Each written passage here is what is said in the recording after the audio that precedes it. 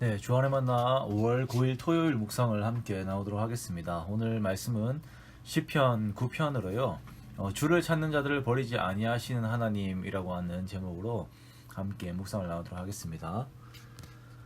우리가 연말이 되면 많은 교회들에서 말씀 뽑기를 합니다. 그래서 그 말씀을 붙들고 한 해를 말씀 가운데에서 살아가자라고 하는 의미를 가지고서 말씀 뽑기를 하는데요. 그런데 이러한 것들을 반대하는 분위기도 있습니다. 마치 오늘의 운세를 뽑는 것처럼 하나님의 말씀을 그렇게 대하면 안 된다. 그 말씀을 모든 상황에 비추면서 주어진 상황들을 무분별하게 해석하는 것은 위험하다 등등의 의견들이 있습니다. 저도 말씀의 한 부분만을 가지고 해석을 하려는 것은 위험한 시도라는 것을 알고 있고, 그래서 통독과 성경 전체의 개관을 먼저 우선시를 합니다. 그런데 제가 고3 연말에 뽑은 말씀이 머릿속에서 아직도 잊혀지지 않는 것은 사실이긴 합니다. 그 말씀이 오늘 본문의 시편 9편 10절 말씀입니다. 여호와여 주의 이름을 아는 자는 주를 의지하오리니 이는 주를 찾는 자들을 버리지 아니하심이니이다. 이 말씀이 계속 제 머릿속에서 떠나지 않으면서 제가 힘들 때마다 이 말씀으로 저에게 다시 힘을 주고 용기를 북돋아주면서 그 상황에서 주님을 의지하게 하는 것입니다. 자, 그 힘이 무엇일까요? 그 해 말씀을 잘 뽑아서요? 아니죠. 이 말씀은 20년이 넘게 제 머릿속에 있었거든요. 다시 말해서 마음속에 유지되고 있는 그 암송의 힘은 여러 상황들 속에서 우리의 앞길을 비추는 등불이 되었던 것입니다. 그래서 우리는 말씀을 읽고 암송하고 또 암송하면서 그 말씀의 뒤를 따라가야 하는 것입니다. 오늘 시편은 간증의 형식을 가지고 있습니다. 저자는 하나님께 감사함과 동시에 주께서 그의 삶에 하신 그 기이한 일에 대해서 알리고 선포하고 있습니다. 그의 삶에 분명 원수가 있어요. 원수가 있었다라고 하는 것은 그 원수를 말미암은 삶의 괴로움이 그에게 함께 있었다는 것입니다. 그런데 하나님께서 함께 하심으로 인하여서 모든 원수들이 주님 앞에서 넘어져서 망해버렸습니다.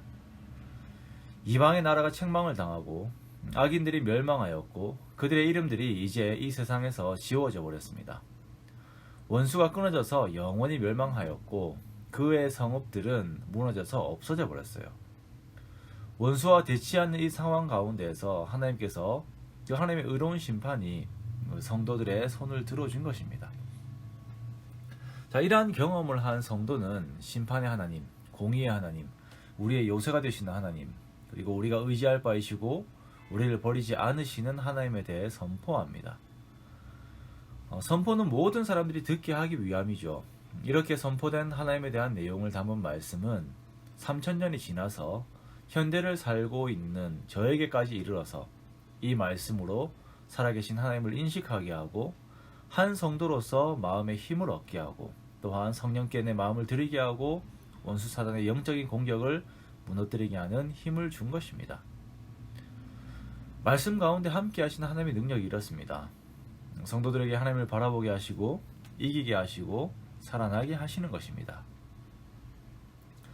오늘날에도 원수의 공격은 끊이지가 않습니다. 우리가 빠지거나 넘어지도록 웅덩이를 파고 우리가 메이도록 그물을 숨겨 놓아요. 거기에 걸리게 되면 우리의 인생이 너무나도 힘들게 됩니다. 그 어려움에 생각이 메이게 되고 뼈가 마르게 되고 초췌하게 되고 평안을 잃어버립니다.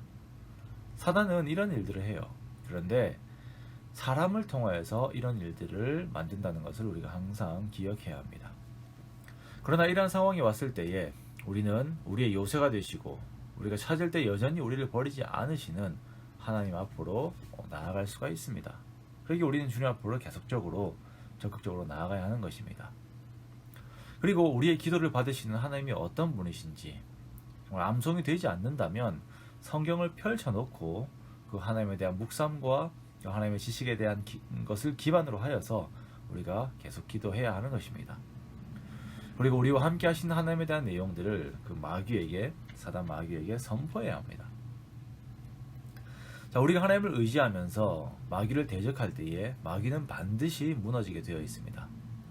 이미 예수께서 완전한 승리를 이루셨고 우리들은 하나하나의 전투에서 함께 이기는 자들이기에 주를 의지할 때 우리는 반드시 이긴다는 것을 기억을 하고 마귀를 대적해야 하는 것입니다. 그리고 이러한 이김에 대한 내용들을 찬양하고 간증으로 다른 사람들에게 알리는 거예요. 이러한 승리의 소식들은 같은 성도들의 사기를 올리고 또한 동일한 승리를 맛보게 합니다. 14절 말씀에 주께 승리를 구하면서 이 저자가 이야기하기를 승리를 우리에게 주시면 그리하시면 내가 주의 찬송을 다 전할 것이요 딸 시온의 문에서 주의 구원을 기뻐하리이다 라고 말씀하고 있습니다. 이것이 성도의 마땅한 바입니다. 주께 구하고 승리를 경험하고 그것을 성도들과 함께 찬송하는 것입니다. 말에 대한 습관이 있다고 말씀을 드렸었죠. 지는 이야기를 하는 사람들은 항상 지는 이야기를 합니다. 안 된다라고 말을 하는 사람들은 항상 안 된다라고 말을 합니다.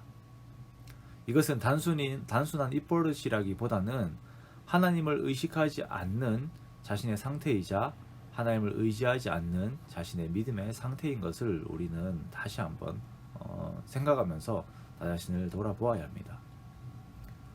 고옥하는 목사님은 이기는 것이 습관이라고 하셨어요. 이기는 자는 항상 이깁니다. 즉 이기는 자는 그만큼 그의 삶에서 하나님을 의지하고 있다는 것입니다. 이기는 삶, 이것이 바로 하나님을 의지하는 삶의 결과입니다. 또한 그것이 그 과정인 것입니다. 오늘도 주어진 삶 속에서 사단은 여러 가지 괴로움의 내용들로 우리를 도발할 것입니다. 하지만 이때 하나님을 의지하는 저와 여러분 되시기 원합니다. 그래야 해서 이기고 승리를 주신 하나님을 찬송하며 하나님의 역사를 전하는 그런 축복의 삶을 사는 저와 여러분이 되시기를 주님의 이름으로 축원합니다.